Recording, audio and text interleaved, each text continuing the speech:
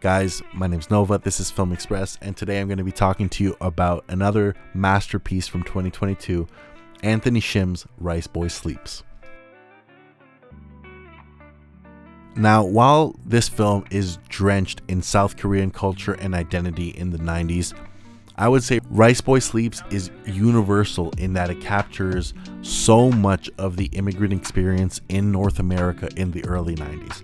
You know what? So much of this is my life, was my life growing up. You know, if you change the language, you change the home country, the nationality, certain foods, little odds and ends of dynamics and relationships, a lot of this was taken from my life in a way. And you know what, that to me really struck home because it almost felt like it was a window into so many of my own personal memories growing up. And I'm sure so many of you will relate to that as well, because what Anthony Shim has managed to do here and create here with Riceboy Sleeps is something that feels so touching and personal and relatable.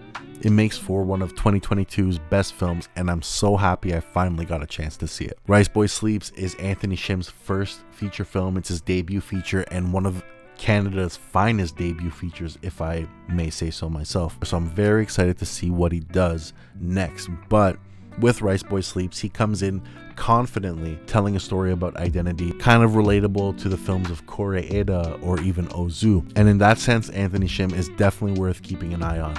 Now, Riceboy Sleeps is not what I expected at all. I saw a trailer a little while ago and it looked very, very like a subtle, quiet film with very stationary camera work and stuff like that. But as you watch the movie, you realize the camera in this film is so graceful and it moves quite a bit. It ebbs and flows through the scenes. There's so many beautiful compositions in this movie. There's so many graceful, elegant camera shots. It's either these beautiful wide shots that capture so much of the action that's going on in the scenes, or these up close and personal, intimate moments where you really capture the emotions and you see an elegance and a patience to everything that Anthony Shim is doing in this film, that it feels like the work of a director who's been doing this for years and years. There's even a few surprises along the way. There's all these really graceful, very, very classically composed shots. I did not expect there to be a Dutch angle Steadicam shot through a hospital at one point.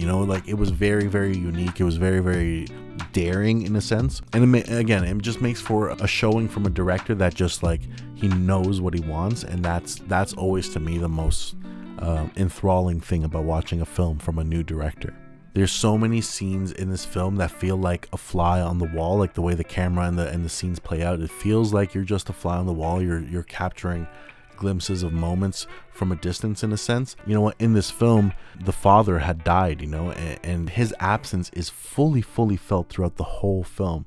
It almost feels like the way the camera is kind of shooting these scenes, like it's like the ghost of the dead father's kind of watching over the family through these hard times. I absolutely love the scope of the film. I did not expect the third act to take me in a completely different country, but it was such a beautiful and welcome surprise. Another way Riceboy Sleeps feels like such a quintessential 2022 film is that not only does it deal with identity, it deals with the dynamics between a child and their parents, like so many films in 2022 did. The most obvious kind of comparison here is it's the little similarities and glimpses of comparisons you can make with something like Charlotte Wells' After Sun.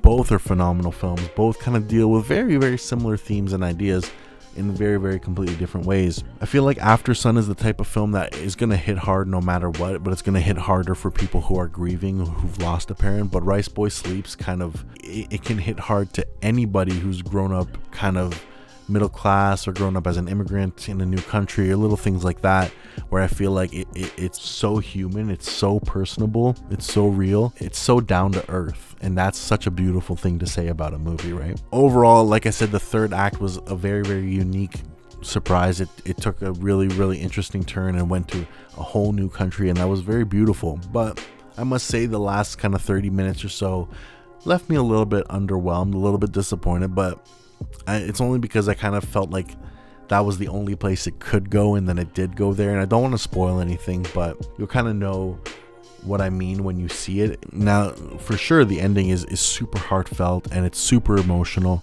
and it's beautiful no matter what. Like, I can't take that away from it, but I just feel like it was a bit plain. It was a little bit obvious. It kind of just fizzled out, but it didn't take away from the journey. And to be honest, the journey up until that moment was just breathtaking. It was beautiful and it was so full of emotion. So Riceboy Sleeps is an easy film to recommend. I absolutely urge you guys to check this out. Not only one of the best Canadian films in the past few years, one of the best films of 2022, and one of the better debut feature films I think I've ever seen. So absolutely go check it out. Guys, my name is Nova. That's my review of Riceboy Sleeps, the new feature from Anthony Shim. Guys, please like, please subscribe, please type some comments down below. Let me know what you guys thought of this movie. Let's talk about it, because I absolutely love this film and I have not been able to stop thinking about it. So my name is Nova. This is Film Express, and I'll catch you guys on the next one. See ya.